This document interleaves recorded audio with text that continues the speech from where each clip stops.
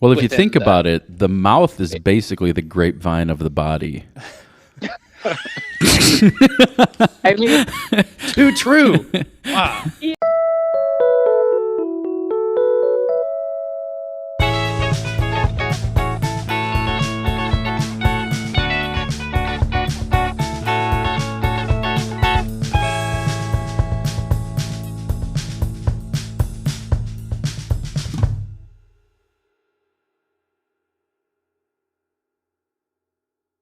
Thanks for listening to another awesome episode of the Wild Edible World podcast. I'm one of your hosts. My name's Michael. And I am Steve. We got one of our good pals from the Instagrams here with us.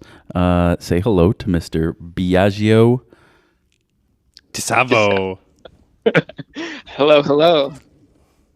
Nice to meet you, man. Thanks for being on the pod with us. You're a PhD scientist, and you live in Boston. You work as a scientist, but you're also a longtime forager, and that's primarily like our interaction with you, I think, and what your Instagram is mostly based around. So yeah, just thanks for being on the show. We really love your stuff. Thank you for having me. Yeah, I've been following your podcast for a while now, and I have even though I live in Boston and work in Boston, I have about an hour-long commute to work. Oh wow! So I get to listen to your podcast on Wednesdays. That's awesome, man. Wild Edible World, the commuters podcast. That's right. That's us. I listen to our podcast on my way to work sometimes. Yeah. So it definitely keeps me occupied. Love all the talks that you guys give. Thank you. Yeah, awesome. Right before we started recording, we were bringing up your most recent video with the gnocchi and the garlic mustard, like pesto, right? Yep. Yeah. Did that this weekend. Garlic mustard is an invasive species here in the U.S. Oh, yeah. It is. And a lot of people posting videos to get rid of it. And, garlic, to me, it has kind of a mild garlic taste. It doesn't have like a very strong, especially when you use it in a recipe. So I just threw it into some pesto.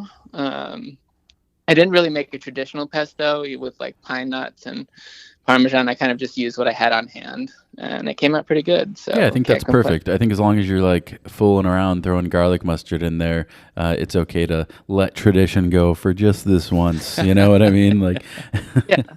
It looked delicious. Yeah, thanks. It was delicious. I was in a food coma for half Saturday. That's awesome. What was in the gnocchi themselves? So the gnocchi was pumpkin based. So I saw it was yellow or orange rather. Yeah. And so actually just two ingredients, just pumpkin puree and semolina flour. Nice. So that's awesome. Yeah. That's all you need. Yeah, sometimes people add salt.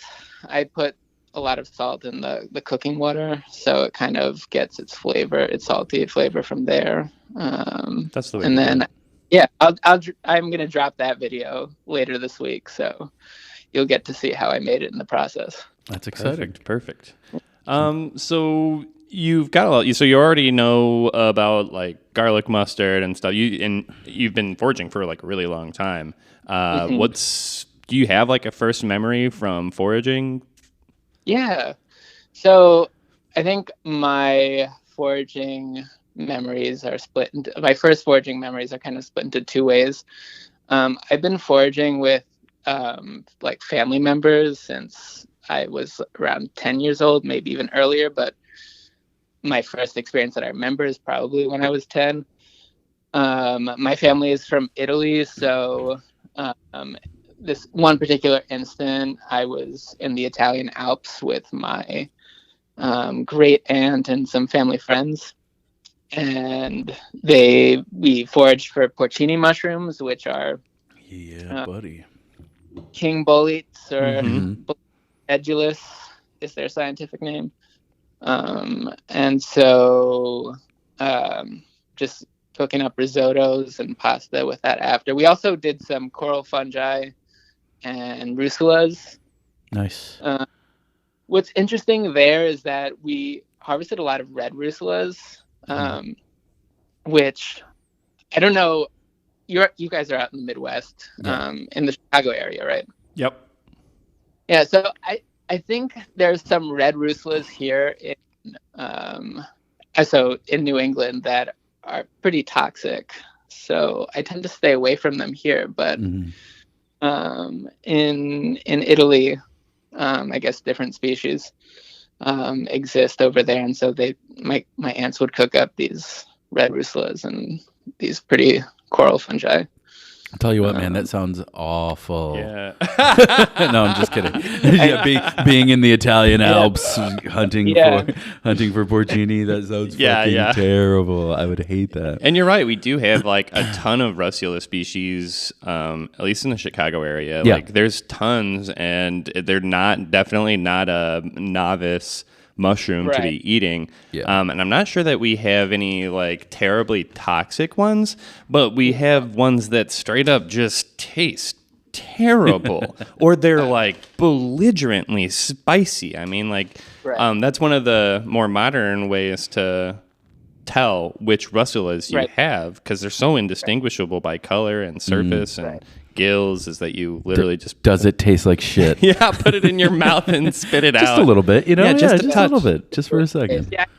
None of them will, or at least to my knowledge, they won't kill you if you taste test. So that makes sense. But I mean, there's some there's a charcoal burner and then a green cracking mushroom russula that I'm pretty confident in picking here. So the charcoal burner is kind of like a violet purple color, and then the green cracking one is green.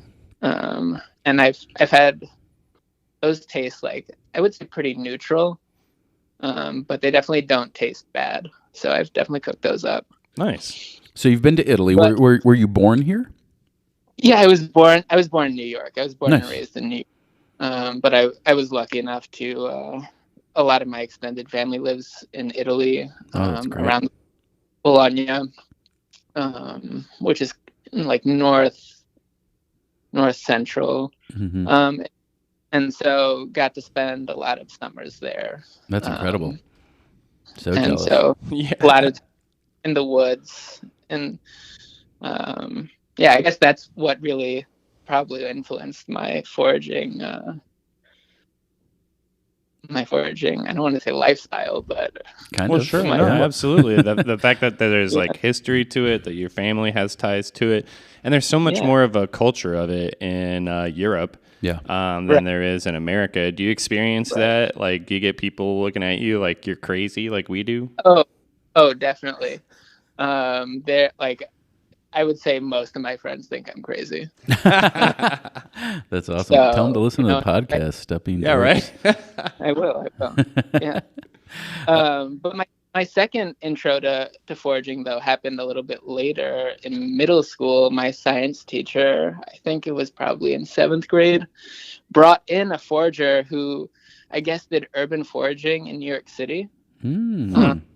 It's a shame that I really don't remember his name.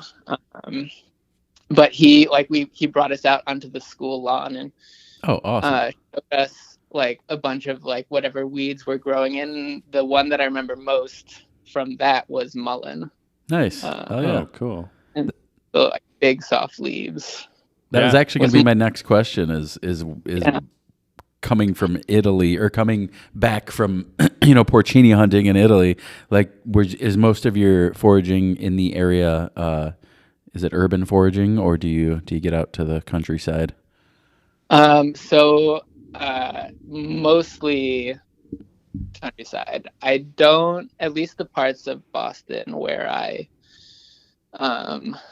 guess frequent, I don't know that like it would be quite safe. Like, for example, I live in a neighborhood that's like from early 1800s, and who knows like what lead paint they used on that might have fallen into the ground, which is kind of a shame because there's this huge mulberry tree or bush in front of my house, and I just like can't bring myself to pick the mulberries are fine. If only you knew a scientist that could test them. Just don't eat the wood. The berries are fine.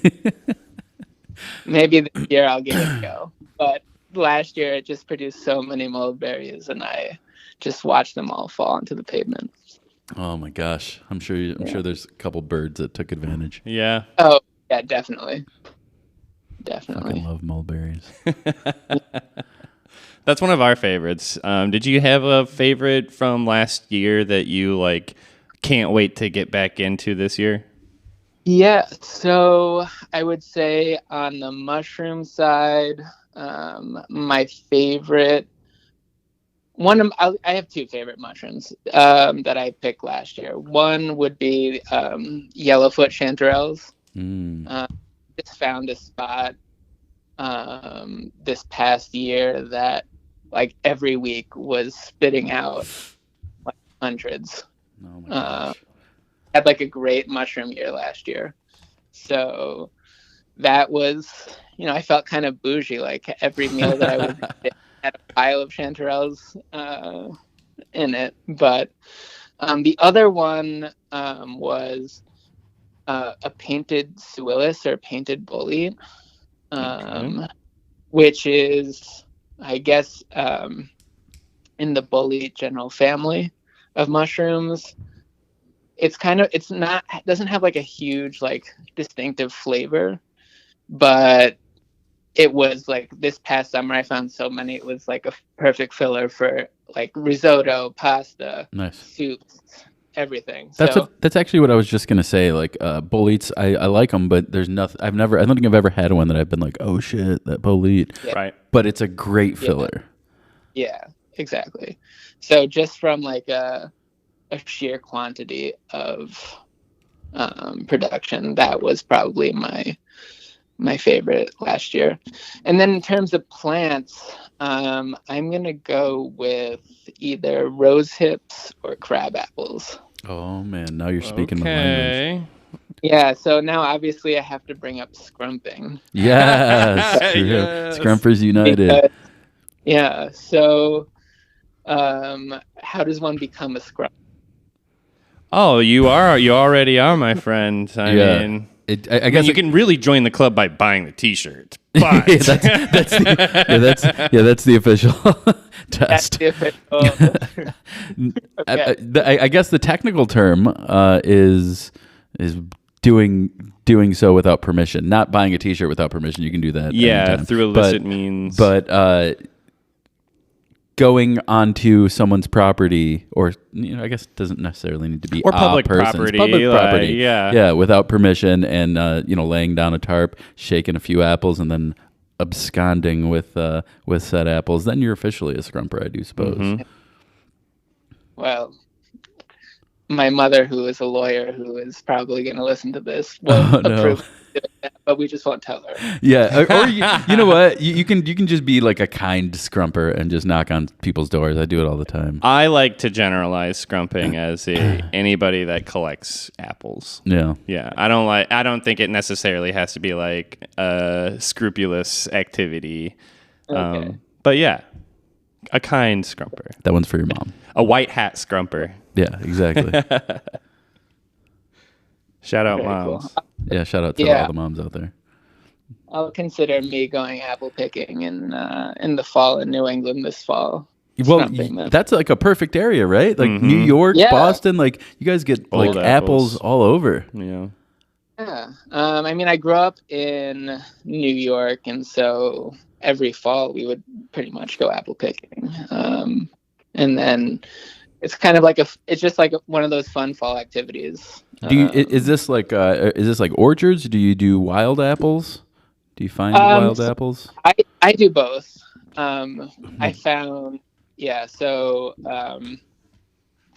I'll go to an orchard because there are just so many around here. Yeah. But I do have a couple of wild trees, both in Massachusetts and in New York, that I like to frequent to get some tasty crab apples. Yeah, man. Get your scrump on. That's my favorite thing. I mean, the variety is just outrageous.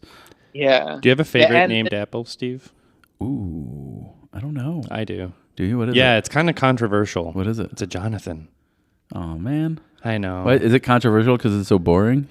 Well, I'm just kidding. I'm just talking shit. I don't think it's boring. How about you, Biagio? Do you have a favorite apple? I would go with something like Honeycrisp, or Basic. So's Jonathan. Shut up.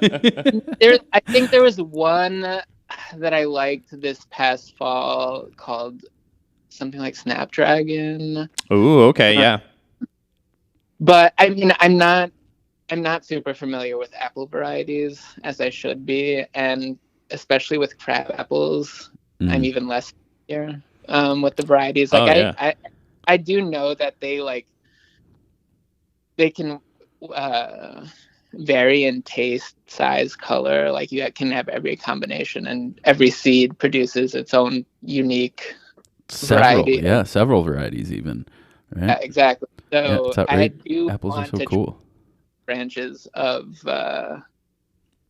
this crab apple tree that I found in the wild to try and propagate it, because it was just, the apples were so delicious. I ended up making apple molasses. Ooh, buddy, that sounds like that takes a long time, right?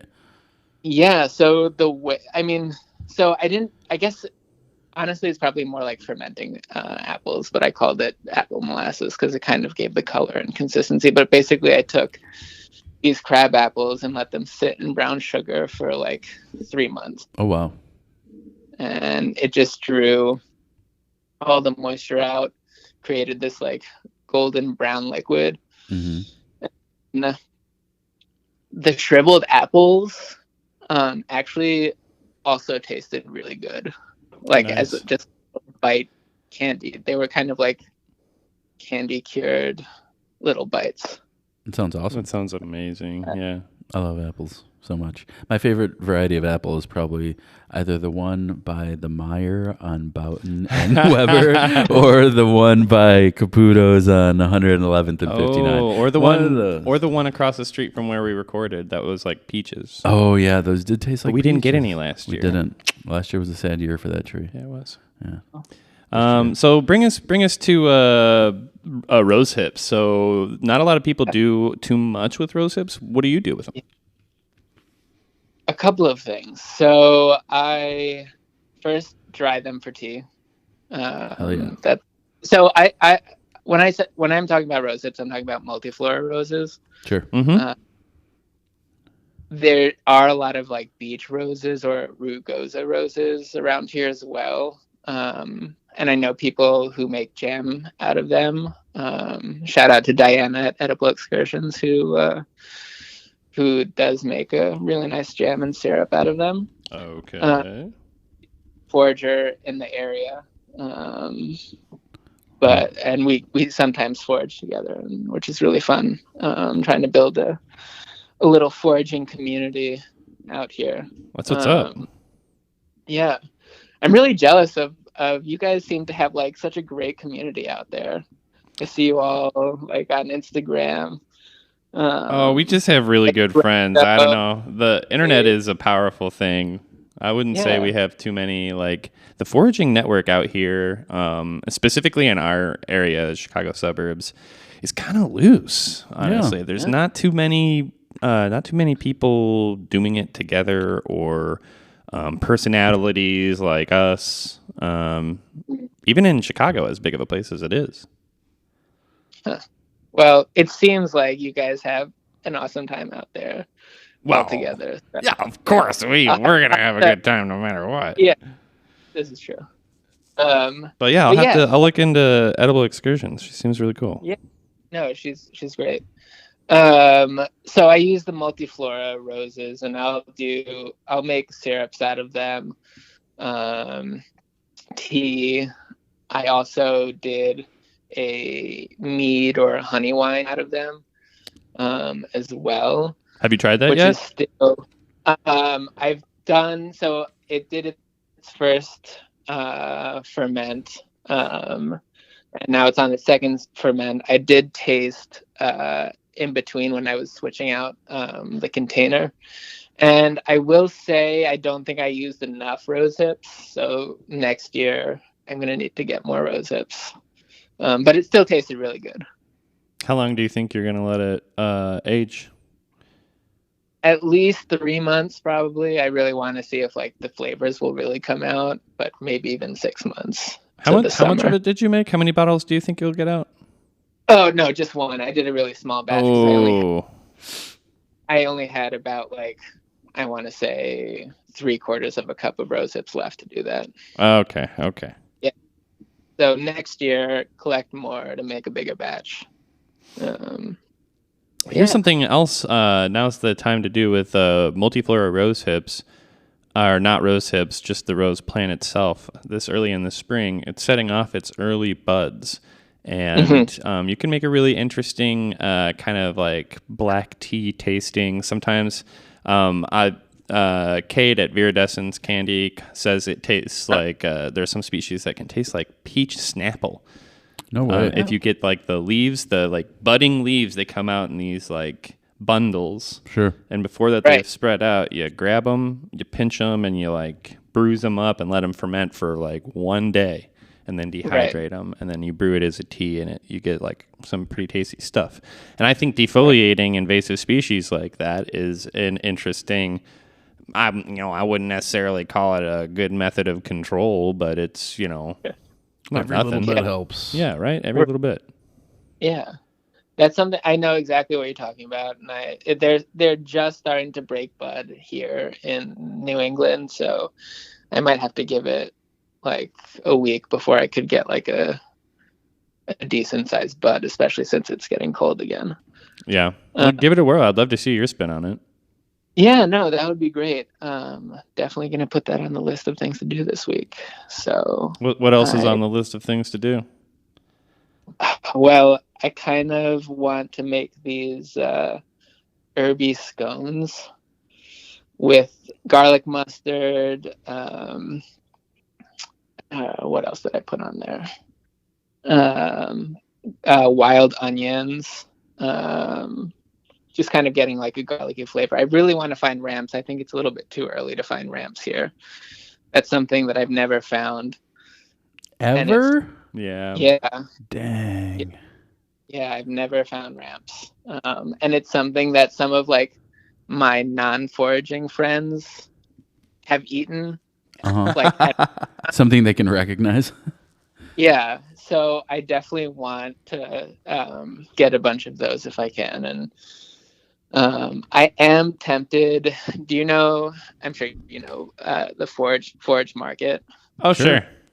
Yeah, they sell ramp bulbs, and I know that's like kind of cheating, but I'm so excited to get a few. Dude, we'll just send you some. Yeah, to transplant, or our buddy Jed at Drop Seed Ecology sells seeds, and a lot of people later on in the fall or at the end of springtime when the plants start going back into dormancy. That's also another really, really good time to transplant your plants. And I know a dude with like 90 acres in Stockton, Illinois that would absolutely be fine with us grabbing a few bulbs and sending them your way. So that would be amazing. Sure, no problem.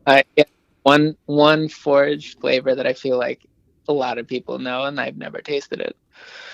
Well, we actually got to go pick a bunch for our returning hot sauce ramp hot sauce that was super, super popular and sold out. So while we're doing that, maybe we can go over there and get ramps from there, and I'm gonna have to go bottles. I think by the time I started listening to you guys, it might have been already sold out. I know you have like the persimmon one as well. Yeah, which is so good. Get a bottle. I'm actually while we're talking about this, I'm watching you make your ghost pepper hot sauce on Instagram. Look at this stuff; it looks beautiful. The color on that's outrageous. Wow. For whatever reason, I have kind of like a small plot, and by small plot I mean like 1 foot by like 12 feet of land behind my apartment. And for whatever reason, last year the only thing that really thrived were my ghost pepper plants, and so I had like 100 ghost peppers. That's a lot of ghost peppers. Yeah.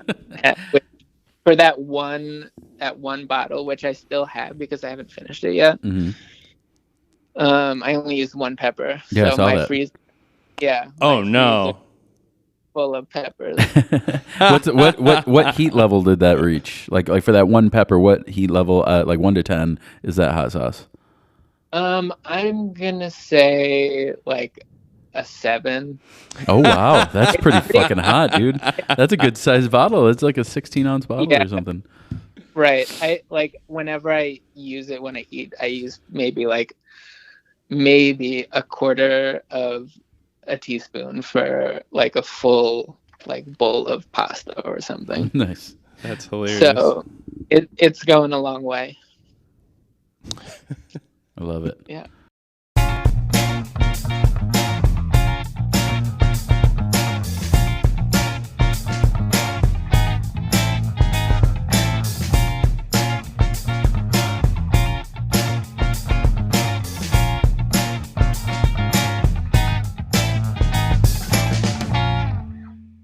Wowie wow! We've got a new hot sauce for you.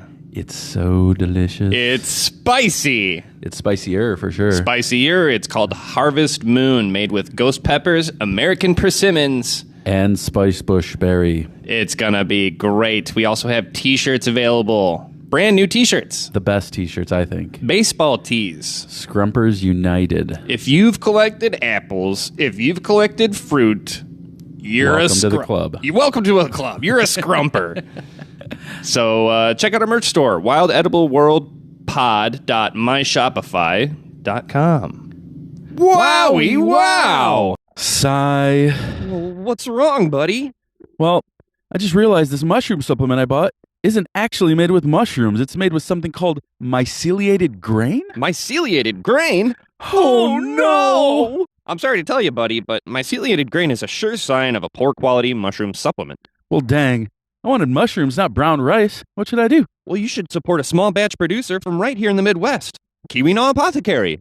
Keweenaw Apothecary? Tell me more. Keweenaw Apothecary specializes in high-quality mushroom extracts from Michigan, and they always use real mushrooms, never myceliated grain.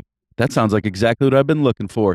Where can I order? Well, you can find them at keweenawapothecary.etsy.com. That's KEWEENAW apothecary.etsy.com. Be sure to read their many excellent reviews. Thanks, buddy. I don't want no low-quality mushroom products from a factory. I want Keweenaw Apothecary. Wowie wow!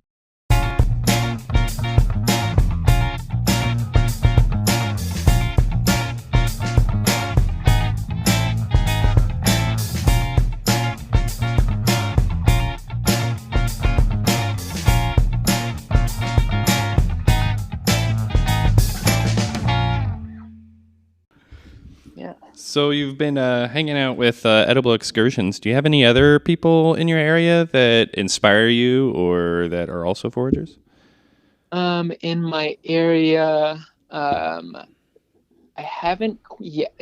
I haven't yet met up with a few people. I know, I like on the Instagram, I've definitely connected with a couple of people, and we just haven't met in person yet. But there's his name is escaping me, but I think his Instagram handle is Son of a Bear. Oh, yeah, I know that guy. His videos are really inspiring. And he does a lot of like survival videos too.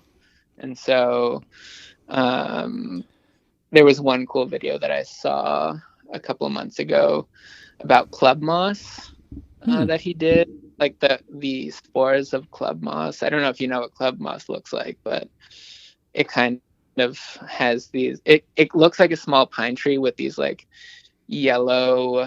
They're sporangia, so they're these structures that hold spores. It's not a seed-bearing plant. It makes spores, and the spores are flammable.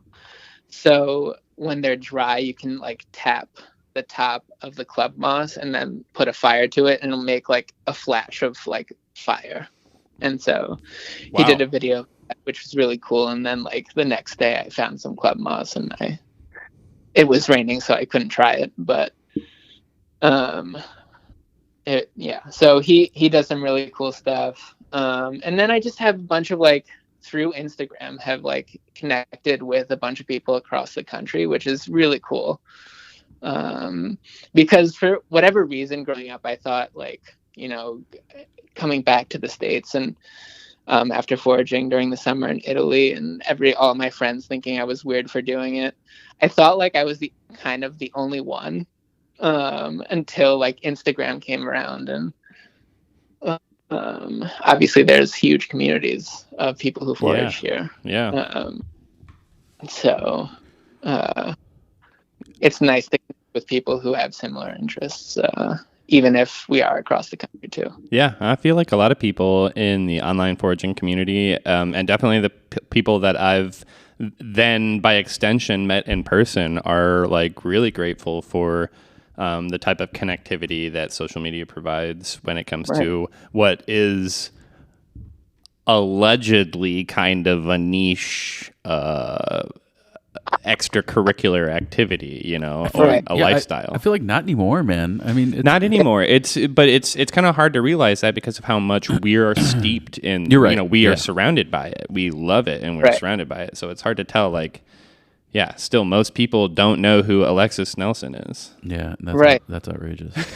You know, or Sam Thayer. You know, Arguably, more people don't know who Sam is. Right. Yeah, and that's crazy because he's like the pantheon of of foraging. Yeah, I'm getting T-shirts made with his name on it, and people are like, "Who this guy?" And I'm like, "He's whatever." Yeah, nobody knows. So I know he's not on Instagram, but he did do TikTok for a little bit. Yeah, he's got a very strong TikTok. He still does it. Yeah. I'm not on TikTok, so I don't. Same.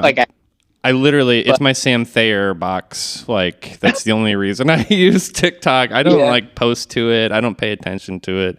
I've had a few things go like minorly viral, but nothing like the squirrel meme on Wild Edible World podcast Instagram. Is that squirrel meme a hit?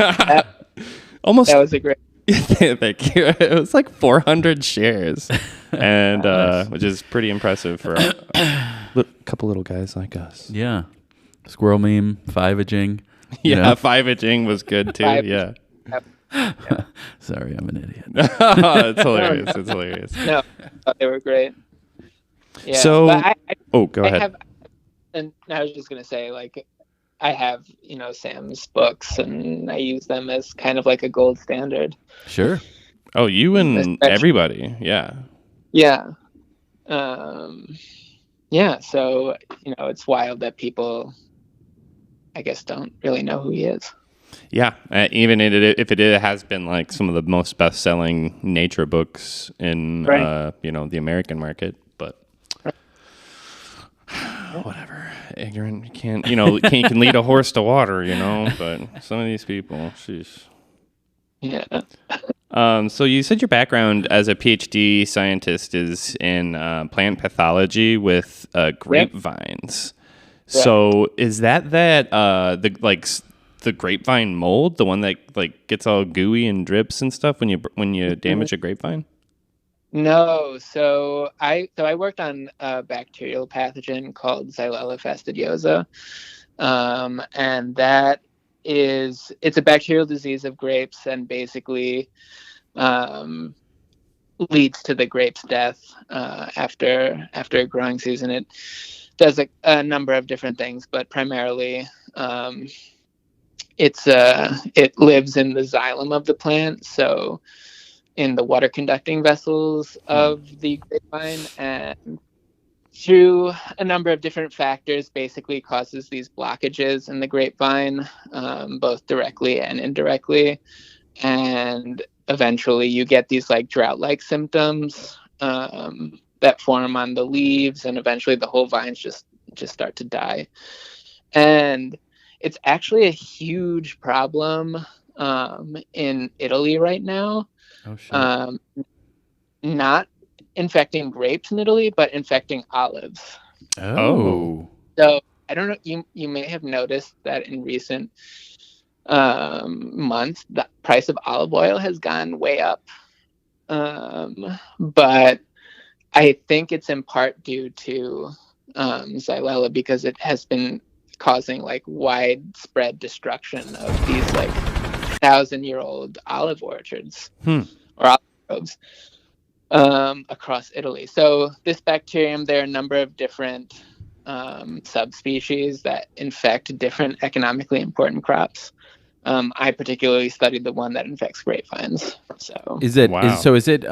is it like domestic and wild grapes, or does it differentiate that's an between the two? interesting question. Yeah. That's a interesting question because a lot of the native grapes are more resistant to xylella. And that's due to a number of different factors, but those grapes aren't culturally as revered in the winemaking industry, as, like some of the European varietals. So breaking those into the market of winemaking to have better grape varietals has been a challenge, and it primarily really only is currently affecting Southern California. In Northern California and in Napa and Sonoma, this isn't really a problem. So it's not like a devastating problem at the moment, but it did devastate the Southern California wineries in the late 1800s and then again in the 1990s. So it has historically been a problem. And it almost seems like it's like destined to become a problem eventually, because the whole thing with grapevines is that you're not coming up with like the newest grapevine. You know, it's all about the oldest grapevines, which are going to be, especially whenever you like monoculture them, it's like, it seems kind of like a recipe for disaster. Right. And especially as, so the, another problem that caused this sort of reemergence in the 1990s of this pathogen, which causes what's called Pierce's disease of grapevine. So that's the name of the disease. Is an invasive species of insect came along called the glassy-winged sharpshooter. And name. That is so sick, actually. Yeah, glassy-winged sharpshooter. Like that's yeah. Okay, sorry. Yeah. No. It's also kind of like a pretty cool insect, but they should probably give it a shittier name. Like give it a way shittier name, like big old fart head. Something like that. Like that's They're just like perpetuating this problem, making it feel confident about itself and whatnot. Anyway, go ahead. Sorry. So one of the problems with this glassy-winged sharpshooter is that it can fly larger distances, and the big fear is that as the climate continues to change and you get warmer temperatures up north in Northern California, the glassy-winged sharpshooter is going to make its way up into Napa and Sonoma and bring xylella, cause a whole wreak havoc. Shit. Yeah, that sounds terrible. Yeah, because there is currently no cure to the disease. So a lot of vineyards resort to insecticides to kill the insect vector, and what they call severe pruning, which is to get rid of as much as the infected tissue as they can with keeping the plant still alive. Damn. Oof. Yeah. That's got to be, that sounds like a ticking time bomb, man. That sounds awful. Yeah. I love wine so much. Yeah, the same species, different subspecies infects different plants too. So it can infect almonds, citrus, olive, coffee. Oh no, say it ain't so. Olives and coffee, that's like a staple for me.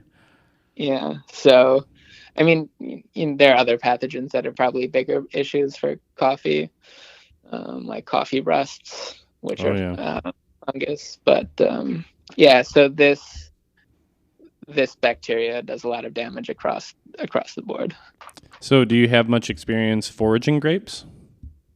I have a little bit. This past fall, I actually did some foraging in Vermont and came across a whole bunch of ripe riverbank grapes. Nice. So I did forage those. I actually also took some cuttings to start propagating my own riverbank grapes. Heck yeah, man. How's that going? Yeah. I have shoots, So those are I'll have to plant them outside. They're not doing great in the Boston winter. Sure. That's shocking. So, and I don't have quite greenhouse conditions in my my little apartment here. So, but they're alive, and I'm gonna put them outside when it starts getting much warmer. Do you have any other like garden plans? Yes. So I actually have this plan or challenge that I've talked to a bunch of other foragers about, but haven't made anything like official yet.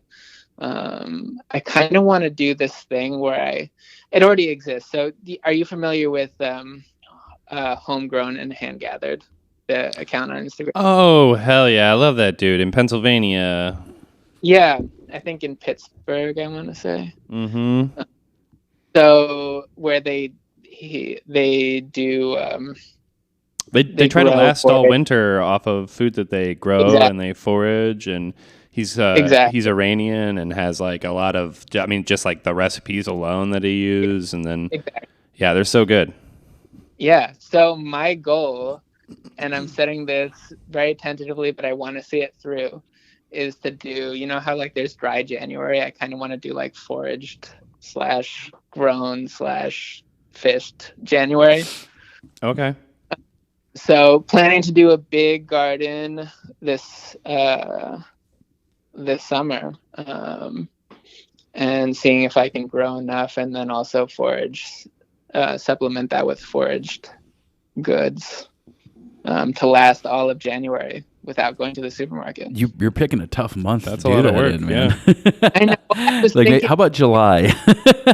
I was thinking, like, okay, what if I did like, you know, November after growing season, but then there's Thanksgiving, and then you got all the holidays in December. So I'm just gonna grow and preserve as much as I can.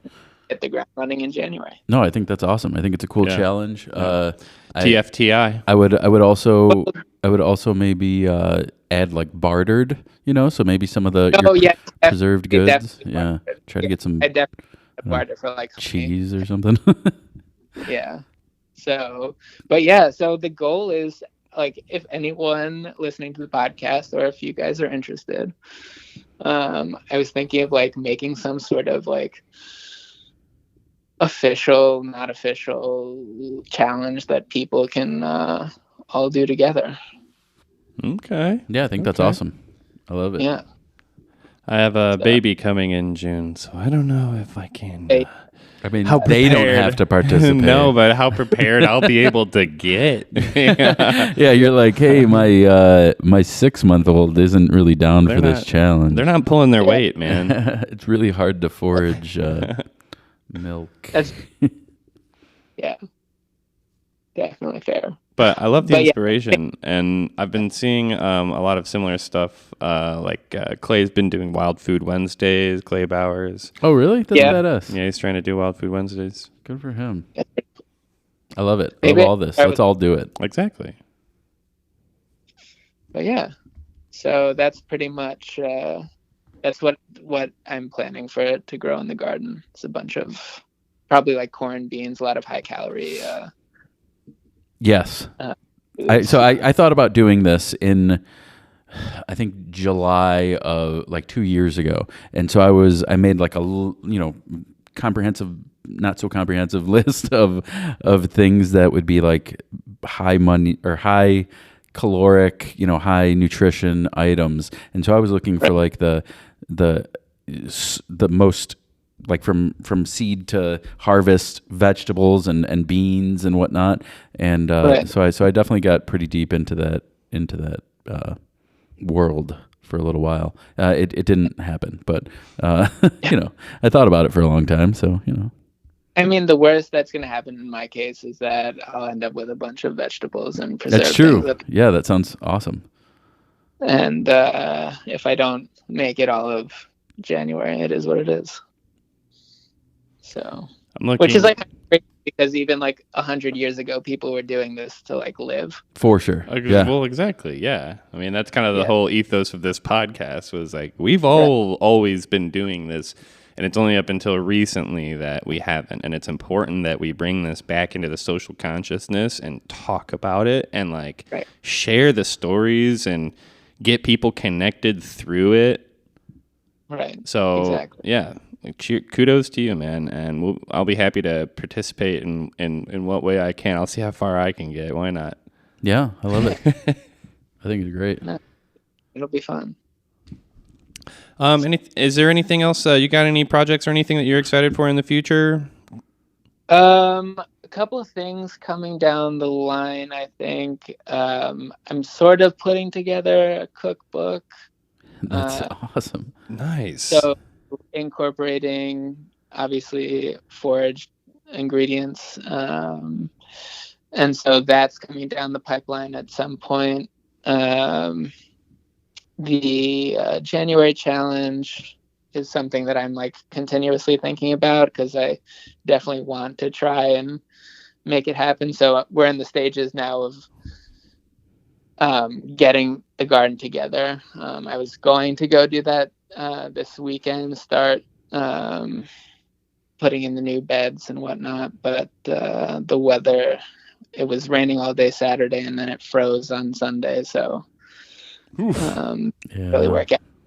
Yeah. And then trying to figure out, I was recently listening to one of your podcasts with Alan Burgo about his like mission to look at like the legality or what's needed right now with like the legal system about what's allowed and what's not allowed for foraging. Sure. So I kind of started looking at that in Massachusetts.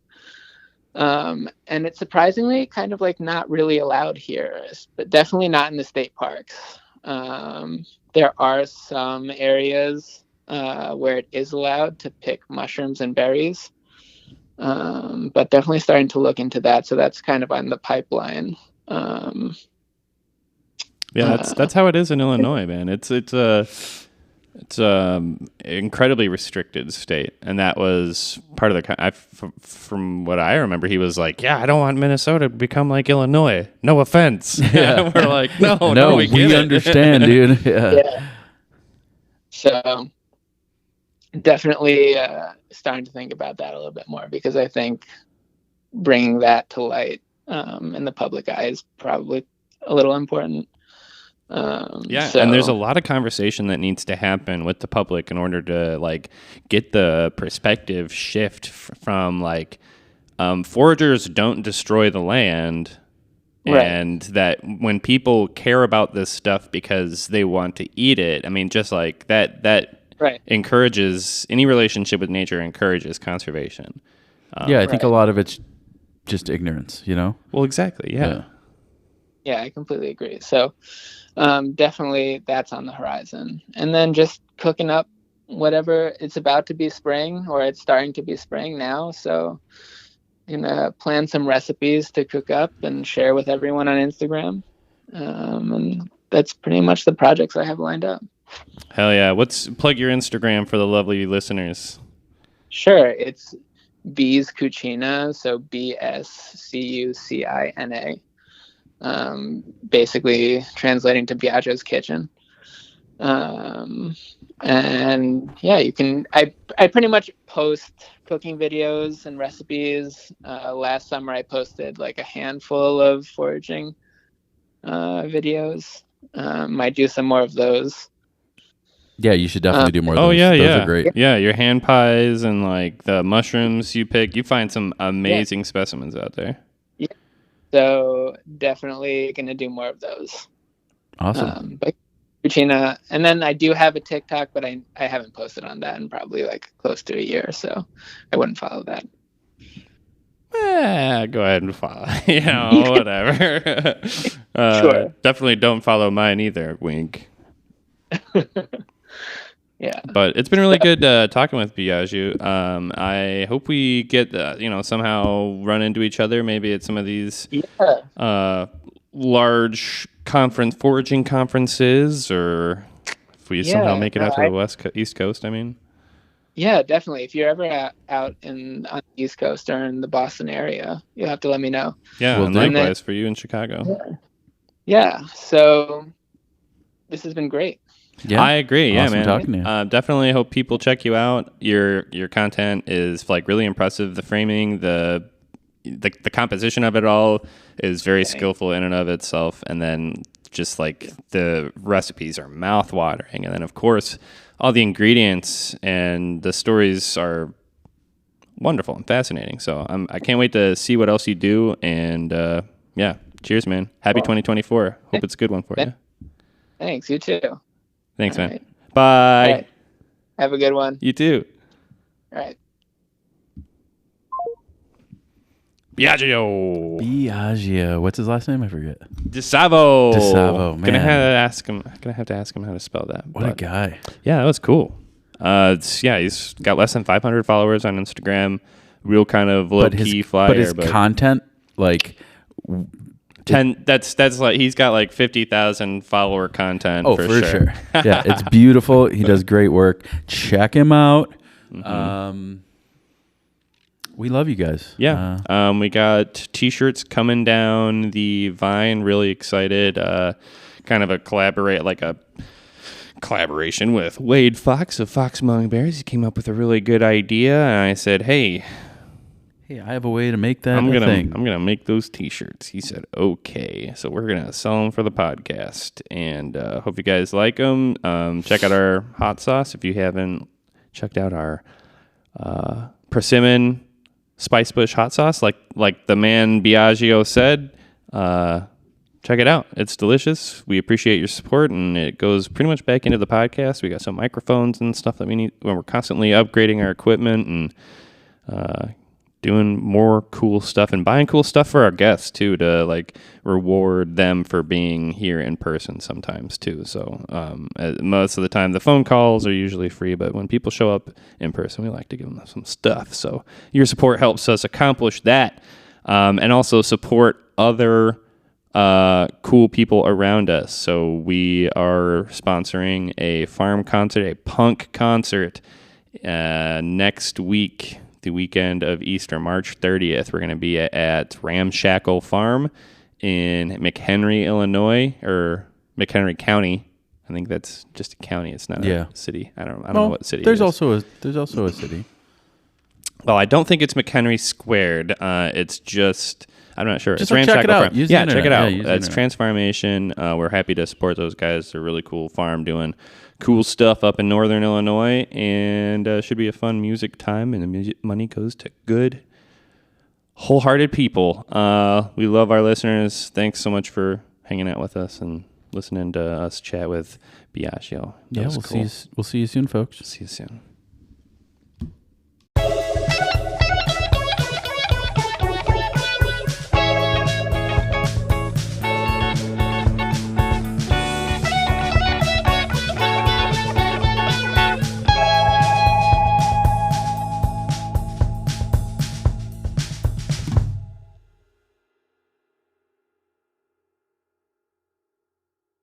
Wowie wow! We've got a new hot sauce for you. It's so delicious. It's spicy. It's spicier for sure. Spicier. It's called Harvest Moon, made with ghost peppers, American persimmons, and spice bush berry. It's gonna be great. We also have t-shirts available. Brand new t-shirts. The best t-shirts, I think. Baseball tees. Scrumpers United. If you've collected apples, if you've collected fruit, welcome to the club. You're welcome to a club. You're a scrumper. So check out our merch store, wildedibleworldpod.myshopify.com.